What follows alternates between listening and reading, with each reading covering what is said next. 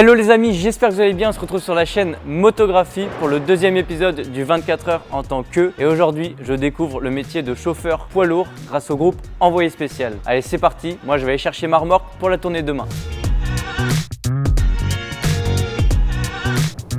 Les amis, ça y est, je suis à bord du camion avec Philippe. Enchanté Philippe. Bonjour. Donc Philippe, toi tu es chauffeur poids lourd, logisticien, c'est ça? Ouais, chauffeur poids lourd dans la logistique, ouais, tout à fait. Ouais. Et ça fait combien de temps que tu fais ça? C'est ma 37e année aujourd'hui d'ailleurs. Aujourd'hui? Ouais, Eh tout à ben, fait. Voilà. Quel merveilleux cadeau donc de faire ce 37e Ouais, anniversaire en vidéo. Ouais, c'est pas mal, ouais, c'est pas mal. Est-ce que tu sais approximativement combien de kilomètres à ton actif ou c'est indéfinissable? À mon actif, les 3 millions de kilomètres, ils sont là. 3 millions? Ouais, à peu près, ouais, tout à fait. Sur toutes ces années, avec les différentes activités, ouais. Donc là, nous, on part pour une journée type que tu peux faire peut-être pas tous les jours. C'est quoi le rythme de tournée? Les tournées sont variables en fait. Donc là aujourd'hui on va être sur le département du Nord-Pas-de-Calais en fait tout simplement. Ok. Et après, comment dire, on a des tournées sur la région parisienne, sur la Normandie, sur la Marne en fait. Et bien sûr la Belgique, voilà, Ok. en étant voisin. Donc là, on a à peu près combien de clients à faire? Bah là pour ce matin il y en aura un à livrer et puis un à recharger avec cette remorque là. Ok. Et après dans la suite de la journée ça sera un changement de remorque pour une deuxième livraison et un deuxième rechargement. Ok, donc là vous pouvez le voir, hein, il vient à peine de faire jour, donc là il est 7h10, je pense même que sans moi tu serais parti un petit peu plus tôt. Ouais, on a plutôt des départs entre 5 et 6. Pour un retour environ aux alentours de...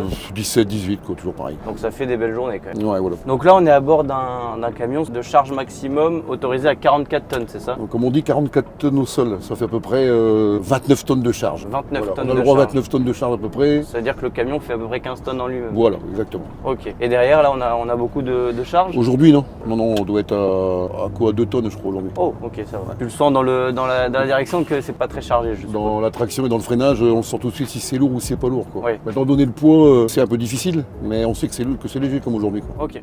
Les amis, vous avez un terril sur la gauche. Ça, si je dis pas de bêtises, c'est une montagne de charbon, c'est ça? C'est exactement ça. Ah bah ça y est, on arrive dans les bouchons. Ah, voilà. Donc là, on l'a pas précisé, mais on se dirige vers Lille pour aller donc livrer le premier client. Donc Lille, c'est à peu près à 50 minutes, me disait Philippe, d'Arras, de la base d'où on est parti. Et ça y est, les premiers bouchons arrivent. C'est Voilà. pas trop galère les bouchons au camion? Si, franchement, c'est galère, parce qu'il n'y a plus d'heures en fait. Avant, on avait encore des heures pour passer en ville, bah, sur les grands axes en fait, on avait encore des heures. Ouais. Mais maintenant, il n'y a plus d'heures, c'est vraiment la grande circulation, surtout ici sur l'autoroute 1. Le matin et le soir, c'est complet, et la journée, c'est très dense. Là, tu me disais que c'était le plus fréquenté de... L'une des autoroutes d'Europe, même la plus fréquentée en fait. Donc là, avant de partir, il y a plusieurs checks à faire. Mhm. Donc tu as regardé, c'est quoi la pression des pneus? Bah, pas spécialement la pression des pneus, mais en fait, c'est déjà un coup d'œil, c'est-à-dire un coup d'œil sur l'ensemble. La chose principale, comme ce matin, le camion était, je dirais entre parenthèses, préparé, c'est de vérifier s'il est toujours bien attelé à la remorque. Pour commencer, les éléments de sécurité en fait. Comme on décroche et on raccroche quasiment tous les jours des remorques, donc faut toujours jeter un œil là-dessus. Du coup, là, tu me disais qu'on n'est pas beaucoup chargé. C'est attaché, je suppose, derrière? Non, pas spécialement. Ce sont des palettes traditionnelles, on appelle ça des palettes d'Europe en fait. Comme elles sont assez lourdes, elles sont disposées l'une à côté de l'autre. Après, avec une conduite normale, ça ne bouge pas. Y a pas de problème. Les palettes, c'est marrant parce que moi,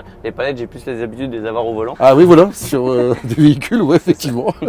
Alors, c'est vrai que je suis assez, on va pas dire choqué, mais agréablement surpris justement du confort et de la nuisance sonore qui est vraiment minime. Des efforts qui ont été faits, comme sur C'est tous les fou. véhicules maintenant, hein, ça devient vraiment très confortable. Ah, vraiment, là, on était quoi, à 80, 90? 90, ouais, sur l'autoroute. Et on n'entend vraiment quasiment rien, donc c'est Non. très agréable. Bon, j'ai une question qui me trotte dans la tête. On se fait klaxonner à peu près combien de fois par jour quand on est camionneur? Alors si on fait un grand trajet sur l'autoroute, bon pas tellement, c'est par contre quand on commence à se déplacer en ville et sur les routes nationales. Après ça dépend aussi de tout, hein, de la conduite qu'on peut avoir. Se faire klaxonner, se faire réprimander, ça peut arriver en moyenne une fois par jour. Ah Ouais. ouais, oh, ça va. Ouais. Je m'attendais à plus, mais c'est vrai que j'aurais plus tendance à dire moi que c'était sur l'autoroute, mais ok. Et alors donc il y a 37 ans, tu me parlais donc ton premier voyage, c'était vers Lyon. Où est-ce que tu es allé le plus loin dans le cadre de ton travail avec un camion, toi? Le nord de l'Angleterre. Ok. En partant donc de quand tu étais Oh, alors on est sur le nord. Mais après la plus longue distance, Rome en Italie, Valencia en Espagne, ouais, tous ces pays européens en fait. Et alors du coup en Angleterre, c'est pas trop perturbant la conduite inversée? C'est une concentration dès qu'on sort du bateau.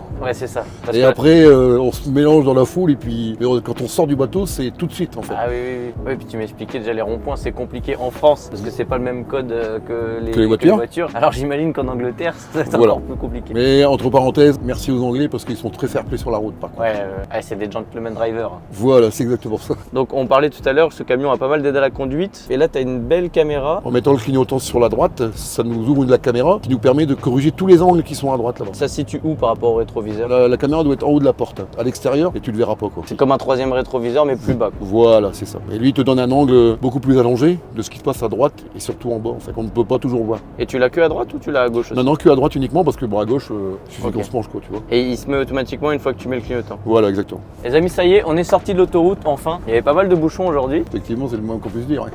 Donc là, on va arriver bientôt chez le premier client. Et qu'est-ce qui se passe concrètement quand on arrive là-bas? D'abord, c'est une présentation chez le client, en fait, avec nos papiers pour lui dire ce qu'on va lui ramener comme marchandise. Parce que là, il est pas au courant de ce qu'il va Alors, il sait recevoir. qu'il y a des camions qui arrivent. C'est pareil, on n'est pas les seuls. Faut pas arriver, se mettre à quai directement et puis aller le voir en disant, bah allez, faut me vider maintenant. C'est pas comme ça que ça se passe en fait. Donc c'est lui, il va nous dire, mettez-vous à quai et puis je m'occupe de vous. Donc là, hop, c'est le moment où tu vas remplir les petits papiers.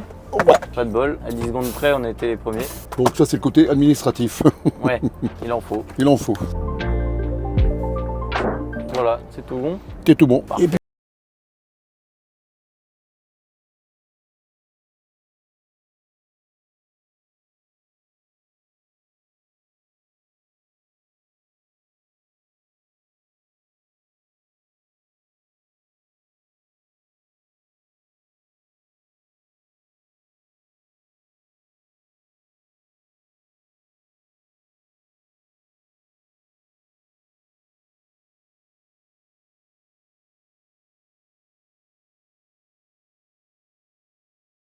T'es faite, comment ça s'est passé? bien, pas de problème. Du coup là, on est totalement à vide derrière. Voilà, il n'y a plus de marchandises, il n'y a plus rien du tout là. Donc là, on se situe vers la frontière belge, c'est ce que tu me disais. En direction de la frontière belge, ouais. Ok, pour aller recharger. Voilà, c'est exactement ça. Est-ce que tu sais à peu près combien de tonnes ou de kilos on va recharger là? Bah alors on recharge un complet, c'est-à-dire 33 palettes au sol, et ça va représenter à peu près 11 tonnes 500, 11 tonnes 500 de charge. Ah oui, donc là on va être beaucoup plus, Plus lourd. lourd et plus chargé que ce qu'on était Ah oui, actuellement. ouais, Ok. tout à fait. Ouais. Et ensuite, donc de cette frontière belge, c'est direction. Direction le dépôt, on rentre au dépôt pour poser cette remorque qui part demain pour la Normandie, et on va reprendre, moi je vais en reprendre une autre pour continuer ma journée en fait. Toujours sur la pluie, évidemment. Ah bah ça, on est dans le nord. Voilà, ça a tout compris.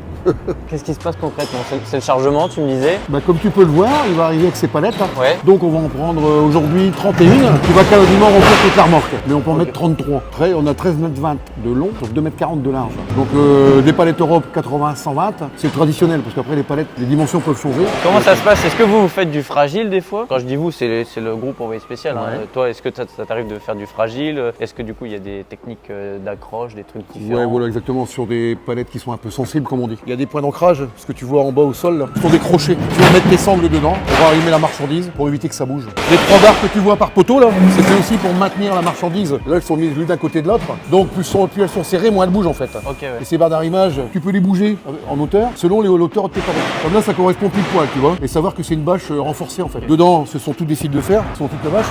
Donc, il y a déjà une résistance de, je ne sais plus, ça doit être 20 ou 200 kg au centimètre carré, quelque chose comme ça. C'est fait pour résister, en fait. Et donc là, un chargement de 31 palettes comme ça se fait en combien de temps à peu près? Là, avec le matériel qu'ils ont, là, prennent par 3, Trois, ouais. en 15 minutes, c'est fait, quoi. Ok. Je vous propose maintenant de découvrir la formation au conducteur avec Olivier. Je suis moniteur d'entreprise. Les conducteurs ont un recyclage à faire tous les 5 ans. Et voilà, j'ai cette homologation pour pouvoir dispenser de cette formation pour les conducteurs. Je m'occupe aussi des nouveaux entrants chez nous. Voilà, nous avons un cursus bien normé pour les nouveaux entrants. Là, c'était des nouveaux entrants ou c'est ceux qui font Alors, tous les 5 ans là? Il y a les deux, bien sûr. Un nouvel entrant peut aussi être en date de faire cette formation. Alors concrètement, qu'est-ce que ça veut dire FCO? Alors, c'est une formation continue obligatoire. Ah d'accord. Voilà, tout simplement. Le permis poids lourd ne suffit pas. Maintenant, nous devons avoir une FIMO. C'est une formation initiale minimum obligatoire. Là, c'est d'une durée de 140 heures où ils apprennent justement les règles du transport, les temps de conduite, les temps de repos.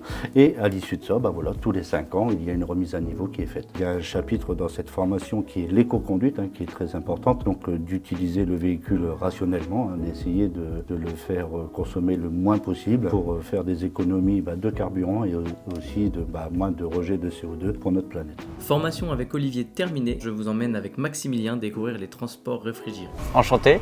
Également. Donc là on découvre ce qu'est un camion frigorifique si j'ai bien compris, c'est ça? Qu'est-ce que ça a de spécial un camion frigorifique par rapport à ce que j'ai pu voir Alors on a une caisse qui est réfrigérée à la température que le client demande, surtout pour de l'alimentaire, du laboratoire, du pharmaceutique. Le client demande une température, il faut qu'on nous on respecte. Par exemple pour un laboratoire, ils ont des analyses où l'échantillon doit être à température spécifique. De l'alimentaire, il y a le surgelé, le frais, l'ambiant. Pharmaceutique c'est pareil. C'est quoi l'amplitude de température? Donc là on a des groupes qui font du plus 25 et qui peuvent descendre jusqu'à moins 30. Et là actuellement qu'est-ce que c'est derrière? Bah là pour le client d'aujourd'hui ça va être du plus 5. Et ça met combien de temps quand vous demandez la température pour que ça soit derrière? Ça met combien de temps à peu près? Il y a plusieurs paramètres. Il y a la température extérieure en fonction de si le camion roule ou non. Parce que c'est en roulant que ça descend le plus vite. En fait l'air frais que le camion reçoit va faire que la température va descendre plus vite. Qu'est-ce que c'est ce petit...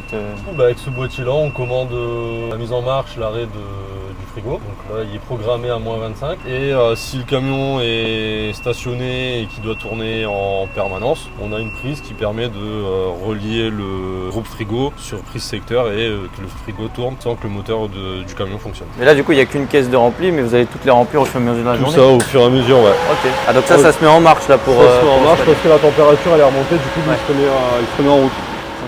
Donc là en fait on a les deux sondes qui sont à l'arrière dans la caisse frigo qui nous indiquent la température. Donc là actuellement on a 7,3 degrés. Parce qu'on vient d'ouvrir la porte. Parce qu'on vient d'ouvrir. La deuxième sonde elle est à 3,6. Donc là après lui il va faire son calcul pour avoir la température qui est demandée de plus 5. Et après on peut sortir un ticket qui a toutes les infos dessus en fait. Donc la date, l'heure, les températures des deux sondes qu'on a dans la caisse arrière. Après on peut sortir un ticket numérique. Ok, il y a un suivi chronologique. Il y a un suivi chrono toutes les 10 minutes en fait. Fournir une preuve au client. Voilà, c'est ça.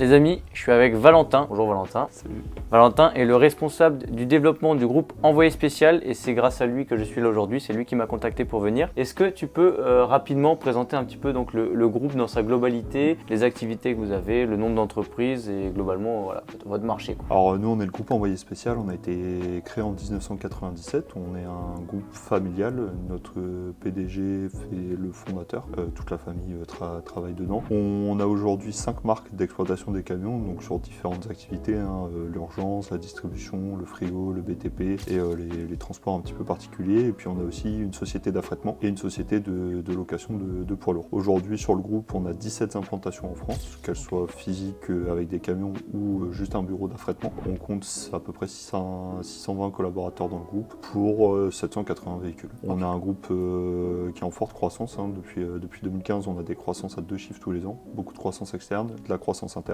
et aujourd'hui, en 2023, on a fait 82 millions d'euros de chiffre d'affaires de résultats. Ok. Quelles sont les perspectives pour 2024? Perspective pour 2024, c'est de faire toujours mieux que l'année dernière et stabiliser aussi les résultats. Donc voilà, on a des projets de croissance externe un petit peu partout sur le territoire et puis aussi des projets de croissance interne, renforcer nos clients, renforcer nos activités, fidéliser tout ça et puis continuer avec la recette magique qu'on a depuis quelques années. Très bien. Et ben, je te remercie. Merci pour Merci ton à toi. temps. Maintenant que nous en savons un peu plus sur le groupe Envoyé Spécial, je vous propose de découvrir le métier d'agent de quai avec Samuel. Alors bonjour, je m'appelle Samuel, je suis chauffeur de nuit chez Envoyé Spécial. Je livre tout ce qui est concession BMW, Volvo, et Jaguar et Land Rover, ainsi que les motos que nous allons voir. Donc chauffeur de nuit et la journée vous chargez? Non, c'est quand vous roulez vous... Voilà, je fais mes livraisons de nuit. Je commence vers 22h, je finis vers 7h du matin. Ok, donc là on charge pour c'est quel jour de livraison? Il s'agit d'un scooter électrique pour la concession de Seclin. Et donc là c'est vous qui allez vous charger ensuite de la livraison Ouais. un autre jour, Voilà. enfin une autre nuit. Une autre nuit. Ok, ça marche. Ça va passer au millimètre là. Oui, on peut dire ça. Et donc là comment ça se passe une fois à l'intérieur? Vous les rangez comment? Vous les mettez les unes sur les Non, autres? on ne peut pas les gerber, on les met l'une derrière l'autre. Ok. Pour le déchargement, vu que ça se fait au haillon, Ouais. c'est beaucoup plus simple. De les avoir tout en bas. Voilà. Oh bah ça va, c'est quand même assez rapide. Ça va, on est habitué. Il y en a combien à charger là? Là j'en ai qu'une.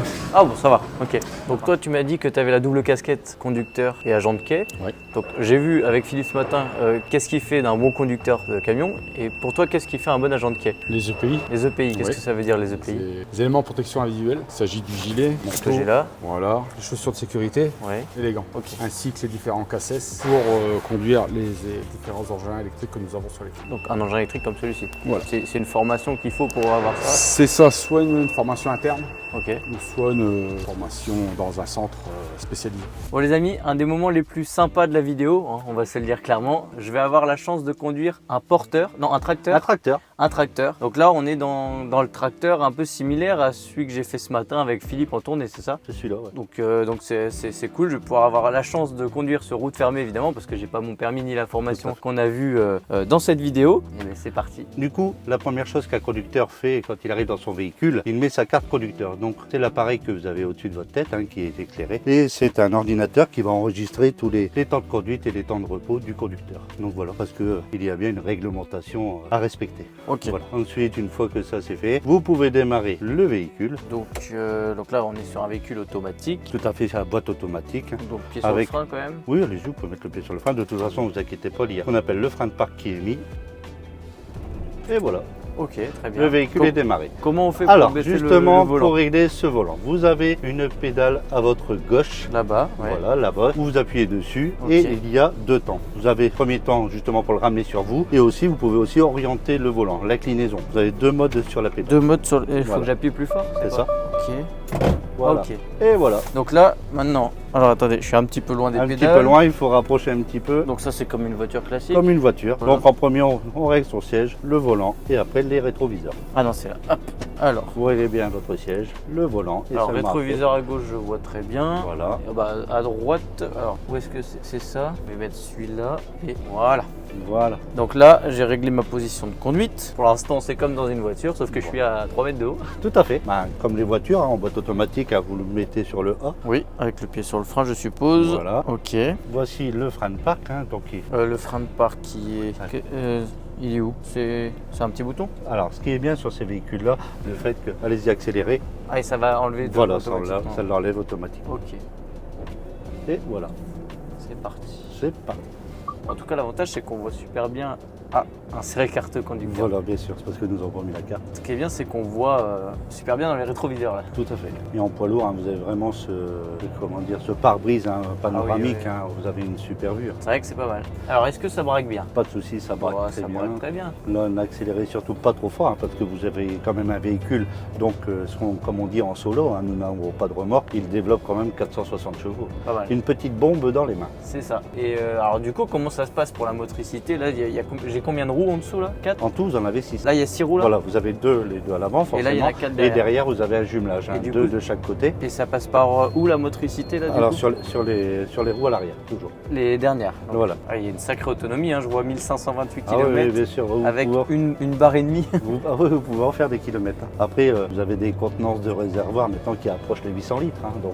Ah oui, Voilà. c'est quoi la conso moyenne d'un camion comme ça Alors, avec remorque? Bon, avec remorque, on va dire, vous êtes dans les 24 litres. Ah oui, d'accord, oui, ça va, il y a de quoi faire. Bien sûr, avant, Mais- on était plus sur les anciens modèles, on tournait aux alentours de 30 litres. Maintenant, la nouvelle technologie fait que les constructeurs ont bien descendu aussi la consommation.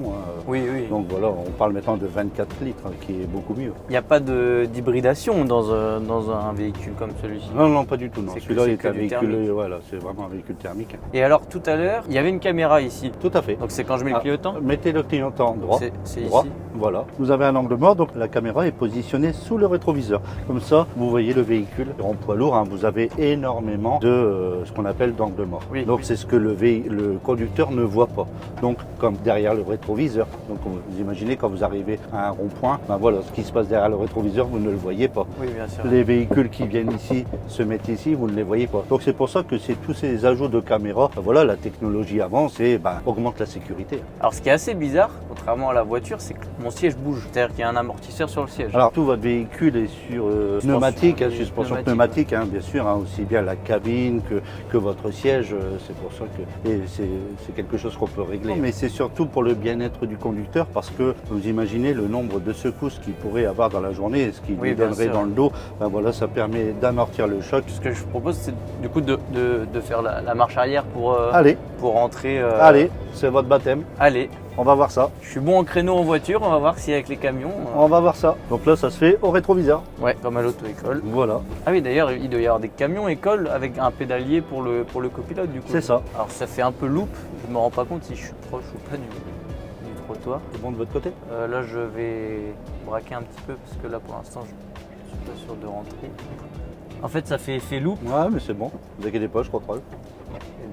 Du premier coup. C'est bon, c'est bon. Du premier coup. Et parfait. Eh ben, puis- merci. Et puis pour le baptême, c'était C'est plutôt bon, pas j'ai mal. j'ai mon permis. Rien à dire. Parfait, j'ai mon permis. Mais nickel. Ça y est, cette vidéo est terminée. J'espère que le concept vous aura plu. Merci encore au groupe Envoyé Spécial qui m'a permis de faire cette vidéo. Vous allez voir, restez connectés. Il y aura plein de projets avec eux. En attendant, n'hésitez pas à liker, à commenter pour me dire ce que vous en avez pensé et surtout à vous abonner pour ne rien rater des prochaines vidéos. C'était Motographie et on se retrouve très vite sur YouTube.